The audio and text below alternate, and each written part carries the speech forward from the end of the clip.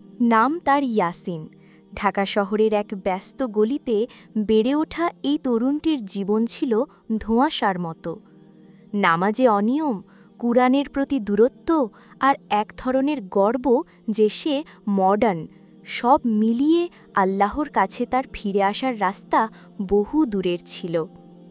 মা যতই বলতেন, বাবা, একদিন এই দুনিয়া থাকবে না, আল্লাহর কাছে ফিরতেই হবে, ততই সে বিরক্ত হতো। মনে করত মা একটু বেশিই রিলিজিয়াস, এখন তো ২১ শতক। কিছুদিন পর সবকিছু বদলে গেল এক রাতে। ইয়াসিনের খুব কাছের বন্ধু মেহরাব এক সড়ক দুর্ঘটনায় মারা গেল। মেহরাব ছিল দুনিয়ার দিক থেকে অনেক সফল, ভালো চাকরি, গাড়ি, সুখী পরিবার। তার হঠাৎ মৃত্যু ইয়াসিনকে গভীর ভাবনায় ফেলে দিল। সেই রাতেই ইয়াসিন প্রথমবারের মতো বিছানায় শুয়ে কিঞ্জে ফেলল। মনে মনে বলল, আল্লাহ, আমি জানি আপনি আছেন, আমি তো কিছুই ঠিকভাবে করিনি, আপনি কি এখনও আমাকে চান? পরদিন ফজরের সময় ইয়াসিনের ঘুম ভেঙে যায়। অবাক হয়ে দেখে পাশের মসজিদের আজানের শব্দে আজ তার হৃদয় কেঁপে উঠছে। সে উঠে দাঁড়ায়, অজু করে, ভয় আর অনুশোচনায় কাঁপতে কাঁপতে নামাজে দাঁড়ায়। নামাজ শেষে চুপচাপ বসে থাকে, চোখ বেয়ে অশ্রু গড়িয়ে পড়ে। এত বছর পর প্রথমবার সে আল্লাহর সামনে নিজেকে সঁপে দেয়। সেই রাতেই সে একটা আয়াত পড়ে, নিশ্চয়ই আল্লাহ তওবাকারী ও পবিত্রতা প্রিয়দের ভালোবাসেন। সূরা বাকারা ২২২। সে ভেবেছিল আল্লাহ হয়তো তাকে ঘৃণা করেন, কিন্তু আজ বুঝল আল্লাহ অপেক্ষা করছিলেন তার ফিরে আসার। পরবর্তী কয়েক মাসে ইয়াসিন ধীরে ধীরে পরিবর্তিত হতে থাকে। নামাজ নিয়মিত হয়, কুরআনের অর্থ পড়তে শুরু করে, মায়ের সাথে সম্পর্ক দৃঢ় করে।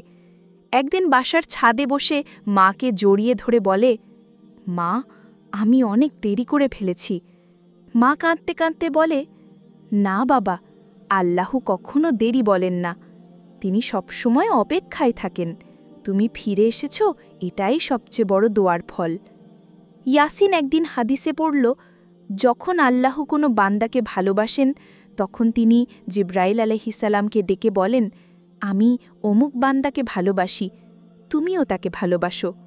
এরপর জিব্রাইল আলাইহিসসালাম সেই বান্দাকে ভালোবাসতে শুরু করেন এবং আকাশবাসীদের মধ্যে ঘোষণা করেন যে আল্লাহ তাকে ভালোবাসেন, তাই তোমরাও তাকে ভালোবাসো।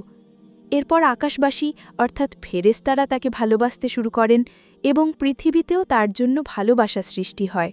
সহিহ বুখারী। সে বুঝল তার জীবনযাত্রা, মানুষের ভালোবাসা, অন্তরের প্রশান্তি, এসব কিছুই আল্লাহর ভালোবাসার বহিঃপ্রকাশ। তার বন্ধু হারানোর কষ্ট, সেই রাতের কান্না, তওবার সিদ্ধান্ত, সবই ছিল আল্লাহর এক নিখুঁত পরিকল্পনা। শিক্ষা। ইয়াসিনের মতো আমাদের সবার জীবনেই কোনো না কোনো সময় থাকে যখন আমরা হারিয়ে যাই, কিন্তু আল্লাহ কখনো হারিয়ে যান না, আমাদের ফিরে আসার অপেক্ষায় থাকেন। তার ভালোবাসা হয়তো বিপদের রূপে আসে, হয়তো কান্নার মাঝে ধরা দেয়।